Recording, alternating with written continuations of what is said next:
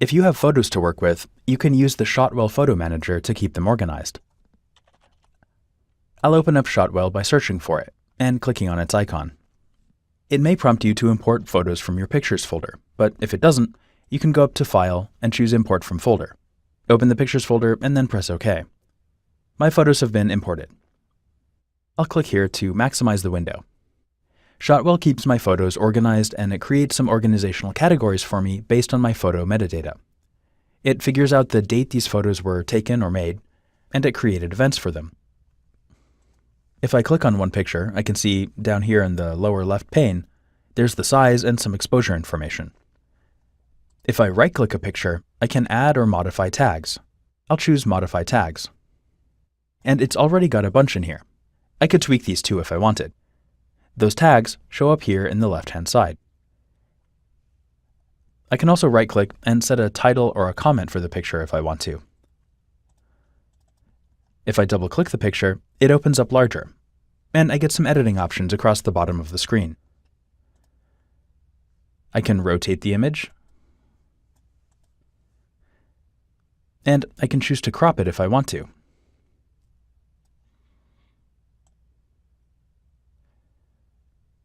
I can constrain my crop to a square, use some presets, or set it to unconstrained and just go crazy.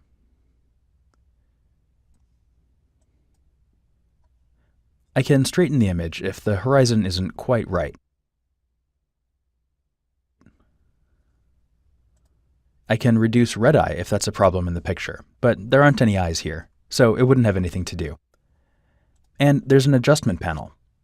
I could open that up and play around with the exposure, contrast, saturation, and so on.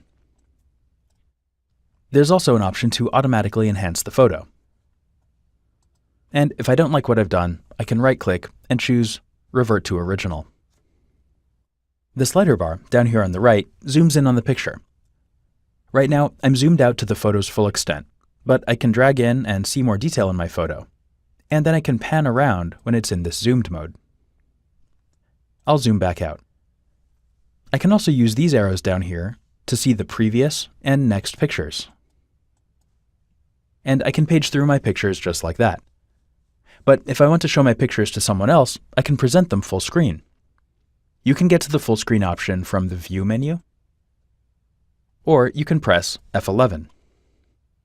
You have the same controls here in the full screen mode, so you can page through your images with the left and right buttons, or you can use the left and right arrows on your keyboard.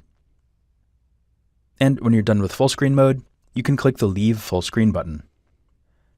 If I want to export files to my hard drive to upload to social media or send an email or something like that, I can go to my photos, choose the ones I want to export, and then go up to File, Export, and choose a format. These are currently JPEG files, so I'll leave the format as current, and I can set what size I want them to be. The width or height constraint means that the picture won't be wider or taller than whatever I put here. These are the same aspect ratios, so this means that they wouldn't be wider than 1200 pixels when I export them. If I wanted them smaller, I could say 600 pixels. I can choose to export the metadata, that is the camera information and the tags. I'll turn that off, and then I'll click OK. I'm asked where I want to put them, and for now I'll choose my home folder and say OK. I'll go to my file browser, and here's those pictures in my home folder.